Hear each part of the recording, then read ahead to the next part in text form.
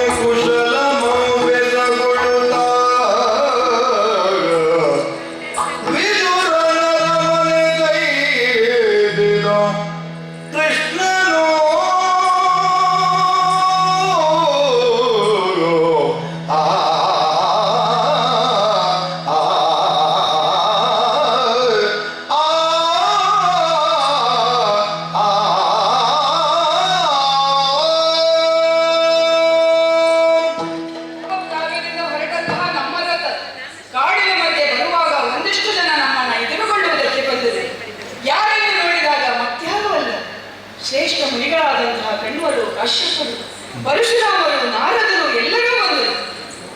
ನಮಿಸಿ ಕೇಳಿದಾಗ ನಾವು ಕೂಡ ನಿನ್ನ ಜೊತೆ ಬರುತ್ತೇವೆ, ಸಂಧಾನದ ಕಾರ್ಯದಲ್ಲಿ ನಾವು ಭಾಗಿಯಾಗ್ತೇವೆ, ದುರ್ಯೋಧನನಿಗೆ ಬುದ್ಧಿಯನ್ನೇ ಹೇಳ್ತೇವೆ ಎಂಬುದಾಗಿ ಹೇಳಿದರು. ಹಾಗೊಳ್ಳೆಯ ಕೆಲಸ ಎಂಬುದಾಗಿ ಅವರನ್ನ ಕರೆದುಕೊಂಡು ಬಂದಂತೆ ನೇರವಾಗಿ ಹಸ್ತಿನಾಮತಿಗೆ ಶೃಂಗಾರವನವನ್ನು ದಾಟಿ ಮುಂದುವರಿಯುತ್ತಿರುವಂತಹ ಸಂದರ್ಭದಲ್ಲಿ ನನ್ನನ್ನು ಸ್ವಾಗತಿಸಲಿಕ್ಕಾಗಿ ಎಷ್ಟೊಂದು ಜನ ಇಲ್ಲಿ ಕ್ರೋಢೀಕರಿಸಿಕೊಂಡಿದ್ದಾರೆ. ಪ್ರತಿಯೊಬ್ಬರು ನಮ್ಮ ಮನೆಗೆ ಬರಬೇಕು ಎಂಬುದಾಗಿ ಆಹ್ವಾನಿಸ್ತಾ ಇದ್ದಾರೆ. ಪ್ರತಿಯೊಬ್ಬರ ಮನೆಯಲ್ಲೂ ಕೂಡ ಭೋಜನ ಸಿದ್ಧವಾಗಿದೆ ಎಂಬುದನ್ನು ತಿಳಿಸ್ತಾ ಇದ್ದಾರೆ.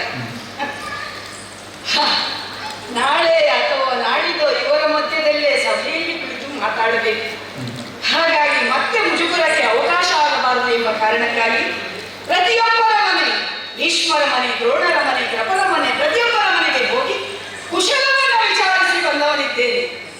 ಆದರೆ ಊಟವನ್ನ ಮಾತ್ರ ಮಾಡಲಿಲ್ಲ. ಊಟವನ್ನ ತಿರಸ್ಕರಿಸಿ ಮತ್ತೆ ಮುಂದೆ ಬಂದಿದ್ದೇನೆ. ಬರುತ್ತಾ ಬರುತ್ತಾ ಎಲ್ಲಿಗೆ ಹೋಗುವುದು ಎಂಬುದಾಗಿ ಯೋಚನೆ ಮಾಡುತ್ತಾ ಬಂದು ನಿಂತಿತ್ತು. ವಿದುರನ ಮನೆಯ ಅಂಗಣಕ್ಕೆ ಬಂದಿದ್ದಲ್ಲ ನನ್ನ ಕುದುರೆಯ ಕರಪುಟದ ಸದ್ದನ್ನ ಕೇಳಿ ವಿದುರ ಹೊರಬಂದ. ನೋಡೋಣ ಅಂತೆ.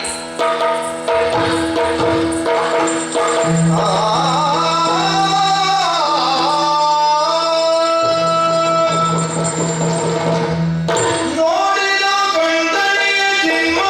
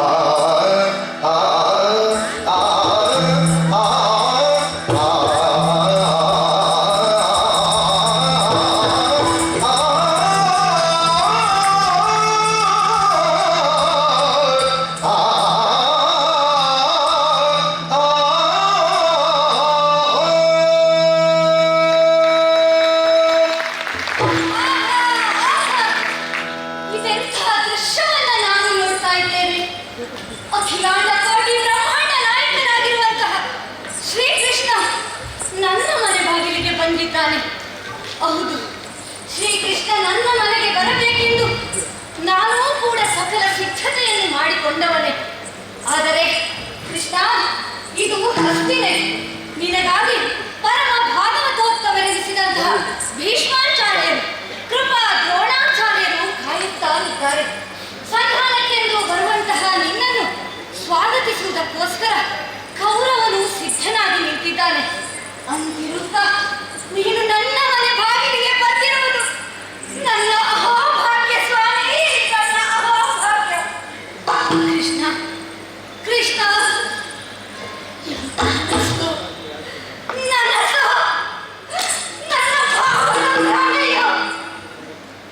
ಸತ್ಯವೋ ಒಂದೂ ನನಗೆ ಅರ್ಥವಾಗುತ್ತಿಲ್ಲ. ಇದು ನನ್ನ ಸೌಭಾಗ್ಯವೆಂದಾದರೆ ಕೃಷ್ಣ, ನನಗೂ ಇಂತಹ ಸೌಭಾಗ್ಯವಿದೆ. ನೀನು ಧೀರಜದ ಬಂಧು, ಕರುಣಾವಾರಿಧಿ. ಜಗದ ಜಾತಿಯ ನಿಯಮಗಳು ನಿನಗಿಲ್ಲ, ಹಾಗಾಗಿಯಲ್ಲೇ ಇದು ನನ್ನ ಮನೆಗೆ ಬಂದಿರುವಂಥದ್ದು. ಕೃಷ್ಣ, ನೀನು ಅಚಿಂತ್ಯನೂ ಚಿನ್ಮಯನೂ ಆಗಿರುವಂತಹ ದೇವರ ದೇವ. ನೀನು ನನ್ನ ಮನೆ ಬಾಗಿಲಿಗೆ ಬಂದಿರುವುದನ್ನು ಆಹಾ ಮನಗಳಿಗೆ ನೋಡಿ ಕಣ್ತುಂಬಿಕೊಳ್ಳುತ್ತಿದ್ದೇನೆ. ಕೃಷ್ಣ, ಕಣ್ತುಂಬಿಕೊಳ್ಳುತ್ತಿದ್ದೇನೆ. ಸಚ್ಚಿದಾನಂದ ಸ್ವರೂಪಿಯಾದ ನಿನ್ನ ಸ್ತುತಿಯನ್ನ ನನಗೆ ತಿಳಿದ ಬಗೆಗಳಿಂದ ಮಾಡುತ್ತಿದ್ದೇನೆ. ಲೋಕದೊಡೆಯನಾದ ನಿನ್ನನ್ನ ಭಕ್ತಿಯಿಂದ ಹಾಡುತ್ತಾ ಕೊಂಡಾಡುತ್ತಾ ಮಾಡುತ್ತಾ ಮನದ ಭಕ್ತಿ ಭಾವ ಸಾಗರದಲ್ಲಿ ಕೊಚ್ಚಿ ಹೋಗುತ್ತಿದ್ದೇನೆ. ಕೃಷ್ಣ, ಕೊಚ್ಚಿ ಹೋಗುತ್ತಿದ್ದೇನೆ. ನೀನು ಅನಾಥ ಬಂಧು, ದೀನ ರಕ್ಷಕ. ಕೃಷ್ಣ, ಕರಗಳೆಲ್ಲವನ್ನೂ ಜೋಡಿಸಿ ನಿನ್ನ ಪರಮ ಮಂಗಳಕರವಾದ ಈ ದಿವ್ಯ ಸ್ವರೂಪವನ್ನ ನನ್ನ ಚರಮ ಚಕ್ಷುಗಳಿಂದ ನೋಡಿ ಧನ್ಯನಾದೆ ಪ್ರಭು, ಧನ್ಯನಾದೆ. ಅನೇಕಾನೇಕ ಸಂಚಿತ ಕರ್ಮಗಳು ನಿನ್ನ ದರ್ಶನಾಗ್ನೆಯಿಂದ ನಾಶವಾಗಿ ಹೋಯಿತು ಸ್ವಾಮಿ, ನಾಶವಾಗಿ ಹೋಯಿತು. ನನ್ನ ಜನ್ಮ ಸಾರ್ಥಕವಾಯಿತು. ನೀನು ಆದಿ ಮಧ್ಯಂತರ ರಹಿತನಾದಂತಹ ಅಕ್ಷರ ಬ್ರಹ್ಮ. ಲಕ್ಷ್ಮೀದೇವಿ ನಿನ್ನ ಹೃದಯ, ಶಾರದೆ ನಿನ್ನ ಜಿಹ್ವೆ, ದೇವತೆಗಳು ನಿನ್ನ ರೋಮಾಳಿಗಳು, ಸೂರ್ಯ ಚಂದ್ರರು ನಿನ್ನ ನೇತ್ರಗಳು. ನೀನು ಕಣ್ಮುಚ್ಚಿದರೆ ಹಗಲು, ಕಣ್ತೆರೆದರೆ ರಾತ್ರಿ. ಧರಣಿಯ ಭಾರವನ್ನು ಇಳಿಸಲು ಅವತಾರವನ್ನು ಎತ್ತಿ ಬಂದಂತಹ ಅವತಾರ ಪುರುಷ ನೀನು. ದುಷ್ಟ ದಾನವರನ್ನು ಮರ್ಜಿಸಿ ಕೌರವ ವಾರಿಧಿಯನ್ನು ಉತ್ತರಿಸಿ ಬಂದವನು ನೀನು. ಕೃಷ್ಣ ಕೃಷ್ಣ, ನನಗೆ ಬಹುದಕ್ಕೆ ಆನಂದ ಸ್ವಾಮಿ, ಸ್ವಾಮಿ. ಹೇಗೆ ನಿನ್ನನ್ನು ಸ್ವಾಗತಿಸಲಿ ನಾನು? ಹೇಗೆ ನಿನ್ನನ್ನು ಎದುರುಕೊಳ್ಳಲಿ ಗೊತ್ತಾಗ್ತಾ ಇಲ್ಲ ಸ್ವಾಮಿ, ಸ್ವಾಮಿ. ನಿನ್ನ ಭಕ್ತಿಗೆ ಮೆಚ್ಚಿದೆನೋ, ನಿನ್ನ ಭಕ್ತಿಗೆ ಮೆಚ್ಚಿದೆನೋ, ಎನಗಿನ್ನು ತೀರದು ಎನ್ನ ಹೊಗಳಿಕೆ, ಎನಗಿನ್ನು ತೀರದು ಎನ್ನ ಹೊಗಳಿಕೆ. ಅನ್ನಪಾನಗಳಿಲ್ಲದೆ ಬಳಲಿಪೆ, ಅನ್ನಪಾನಗಳಿಲ್ಲದೆ ಬಳಲಿಪೆ, ಬಳಲಿಪೆ ತಾನಂದಾಗ.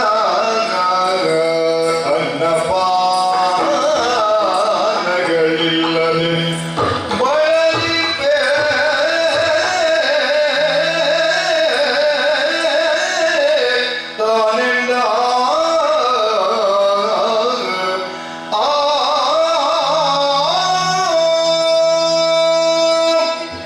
ಕೃಷ್ಣ, ನೀನು ಈ ರೀತಿಯಾದಂತಹ ಭಕ್ತಿಯನ್ನ ಪ್ರದರ್ಶನ ಮಾಡ್ತೀಯ ಎನ್ನುವಂತಹ ನಿರೀಕ್ಷೆ ನನಗಿಲ್ಲ.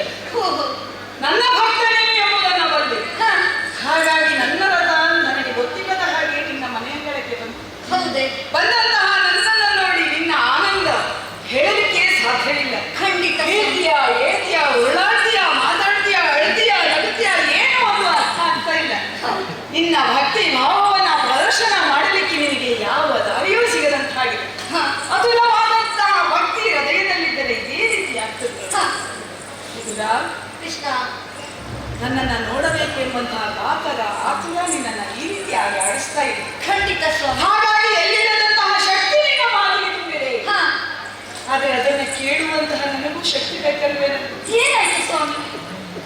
ಅನ್ನ ಪಾನಗಳಿಲ್ಲದೆ ಬಳಲಿಪ್ಪೆನ. ಅನ್ನ ಊಟ ಇಲ್ಲ, ಉಪಹಾರ ಇಲ್ಲ. ವಿದುರನ ಮನೆಯತ್ತ ಬಂದಿದ್ದೇನೆ, ಏನಾದ್ರೂ ಸಿಗಬಹುದು ಅಂತ. ಇಲ್ಲಿ ನೋಡಿದ್ರೆ ನೀನು ಮನೆ ಹೊರಗೆ ನಿಲ್ಲಿಸಿಕೊಂಡು ಗುಣಗಾನ ಮಾಡಿ ಬಿಟ್ರೆ ಒಳಗಡೆ ಕರೆದುಕೊಂಡು ಹೋಗುವಂತ ಸುದ್ದಿ ಇಲ್ಲ. ನೀನು ಇಲ್ಲಿಗೆ ಮುಗಿಸಿ ಕಳಿಸ್ತೀಯ ಹೇಗೆ? ಓ ಕೃಷ್ಣ, ನಿನ್ನನ್ನ ನೋಡಿ ಧನ್ಯನಾದೆನು ದೇವ, ಧನ್ಯನಾದೆನು ದೇವ, ಚಿತ್ತೈದೆನು ಮಲೆ ಕರೆದೊಯ್ದು ಭವನಗೆ, ಕರೆದೊಯ್ದು ಭವನಗೆ ಬಣ್ಣಿಸುವರಾರಚ್ಚುತನವರ ಮಹಿಮೆಗಳನ್ನಿಂದ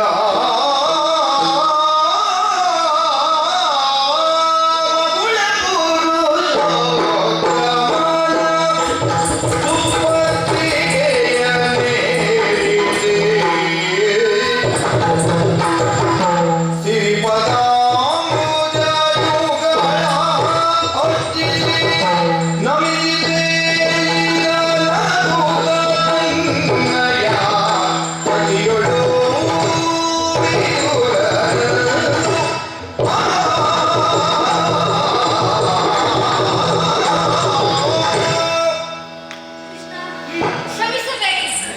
ನಿನ್ನನ್ನ ನೋಡಿ ಆನಂದ ತೀರಕಕ್ಕೆ ಒಳಗಾದೆ. ಹಾಗಾಗಿ ನಿನ್ನನ್ನ ಒಳಗೆ ಕರೆಯಬೇಕೆಂಬುದೇ ನನಗೆ ಮರೆತು ಹೋಯಿತು ಸ್ವಾಮಿ. ತಿಳಿಯದೇ ಮಾಡಿದಂತಹ ಅಪರಾಧ. ಇರ್ಲಿ ಬಿಡು. ಓ ಪಾವನ ಪುರುಷ, ನಿನ್ನ ದಿವ್ಯವಾದ ಪಾದ ಸ್ಪರ್ಶದಿಂದ ನನ್ನ ಮನೆ ಮನ ಎಲ್ಲವೂ ಪಾವನವಾಗಿ ಹೋಯಿತು. ನನ್ನ ಮನಸ್ಸು ಶುದ್ಧವಾಗಿ ಹೋಯಿತು ಸ್ವಾಮಿ. ಆದರೆ ನಿನ್ನನ್ನ ಯಾವ ರೀತಿ ಉಪಚರಿಸಬೇಕು ಎನ್ನುವುದೇ ನನಗೆ ತಿಳಿಯುತ್ತಿಲ್ಲ. ಯಾಕೆ ಹೇಳಿ? ವೈಕುಂಠಾಧಿಪತಿ ನೀನು ಕ್ಷೀರಸಾಗರದಲ್ಲಿ ಪವಡಿಸಿ ಲಕ್ಷ್ಮೀದೇವಿಯಿಂದ ಪಾದಪೂಜೆಯನ್ನು ಮಾಡಿಸಿಕೊಳ್ತಾ ಇದ್ದವನು. ಅಂತಹ ನೀನು ಇಂದು ಈ ಬಡವನ ಮನೆಗೆ ಬಂದೆಯಲ್ಲ ಸ್ವಾಮಿ. ಹಾಗಾಗಿ ಏನು ಮಾಡಬೇಕೆಂದು ಗೊತ್ತಾಗ್ತಾ ಇಲ್ಲ. ನೋಡು, ನನ್ನಲ್ಲಿ ಇರುವುದು ಇದು ಒಂದೇ ಮಂಚ. ಅದು ಹರಕು ಹರಕು ಮಂಚ. ಕಾಲು ಕೂಡ ಕಟ್ಟಿದೆಯೋ ಇಲ್ಲೋ ಗೊತ್ತಿಲ್ಲ. ಅದನ್ನೇ ಸುಪ್ಪತ್ತಿಗೆ ಎದುರಾಗಿ ನನ್ನ ಏರಿಸಿದ್ದೇನೆ ಸ್ವಾಮಿ. ಆಯಾಸವನ್ನ ಪರಿಹರಿಸಿಕೊಳ್ಳಬೇಕು. ಅಷ್ಟೇ ಅಲ್ಲ, ಅನಿರೀಕ್ಷಿತವಾಗಿ ನನ್ನ ಮನೆಗೆ ಬಂದಿದ್ದೀಯ. ನನ್ನ ಹೆಂಡತಿಯಾದಂತಹ ಪಾರಸವಿಯನ್ನು ಒಡಗೂಡಿ ನಿನ್ನ ಲಕ್ಷ್ಮೀದೇವಿ ಸಂಶಯಿಸುತ್ತಿದ್ದಂತಹ ಈ ಪಾದಗಳನ್ನ ನಾನೂ ಕೂಡ ಅರ್ಘ್ಯ ಪಾದ್ಯ ಆಚಮನ ಮಧುಪರ್ಕಾದಿಗಳಿಂದ ಸಂಸೇವಿಸುತ್ತೇನೆ ಸ್ವಾಮಿ, ಸಂಸೇವಿಸುತ್ತೇನೆ.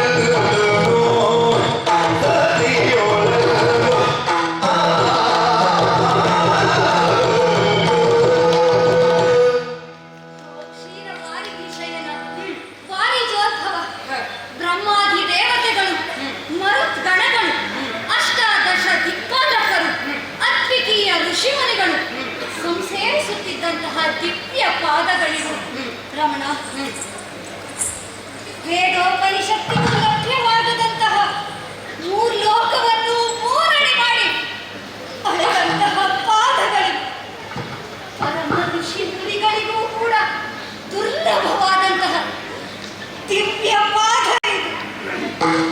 ಇದು.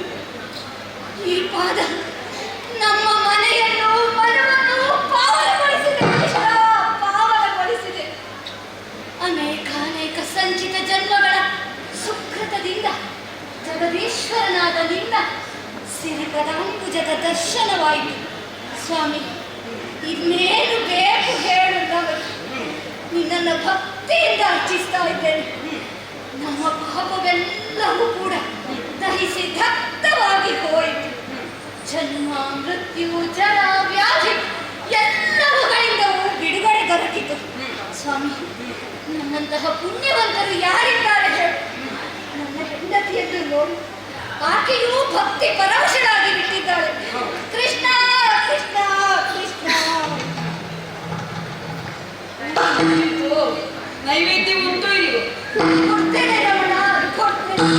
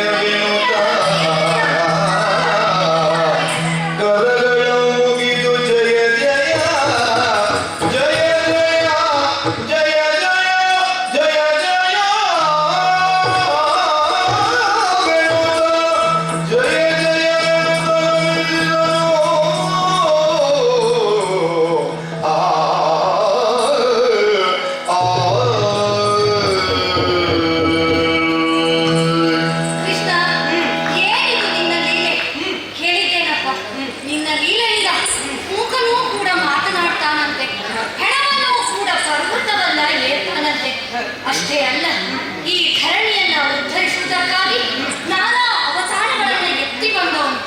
ಮತ್ಸ್ಯ, ಕೂರ್ಮ, ವರಾಹ ಹೀಗೆ. ಅಲ್ಲದೆ ಪ್ರಹ್ಲಾದನನ್ನು ಕೂಡ ಉದ್ಧರಿಸಿದವನು ನೀನು. ಏನಪ್ಪಾ ಇದು ನಿನ್ನ ಮಹಿಮೆ? ಕ್ಷೀರ ವಾರಿಧಿಯಲ್ಲಿ ಪವಡಿಸಿದ ನಿನಗೆ ಬಾಯಾರಿಕೆಯೇ ಸ್ವಾಮಿ. ಏನು ಕೊಡಬಲ್ಲೆ ಎನ್ನುವುದಾಗಿ ಆಲೋಚಿಸಿ ಶುದ್ಧಾಂತಕರಣದಿಂದ ಕರೆದಂತಹ ಒಂದು ಕೂಡದೆ ನೊರೆಹಾಲನ್ನು ಕೊಟ್ಟದ್ದು ನಾನು. ಏನನ್ನ ನೋಡ್ತಾ ಇದ್ದೇನೆ ಸ್ವಾಮಿ? ನಾನು ಕೊಟ್ಟಂತಹ ಹಾಲಿನಲ್ಲಿ ಒಂದು ಬಿಂದು ನಿನ್ನ ಘಟವಾಯಿಯಲ್ಲಿ ಹರಿದು ಅಲ್ಲಿ ನೋಡು, ಇಲ್ಲಿ ನೋಡು, ಎಲ್ಲರೂ ಕೂಡ ಆಶ್ಚರ್ಯದಿಂದ ನೋಡ್ತಾ ಇದ್ದಾರೆ. ಇಡೀ ಹಸ್ತಿನಾಪುರವೇ ಹಾಲಿನ ಹೊಳೆಯಿಂದ ತುಂಬಿಕೊಳ್ತಾ ಉಂಟು. ನೀನು ಬರುತ್ತೀ ಎನ್ನುವುದಾಗಿ ನಿನಗಾಗಿ ನಾನು ಏನೂ ಮಾಡಿದವನಲ್ಲ. ಉಪವಾಸವಿದ್ದು ನಿನ್ನನ್ನ ಅರ್ಚಿಸ್ತಾ ಇದ್ದವನು ನಾನು. ಅಂತಹ ಬಡ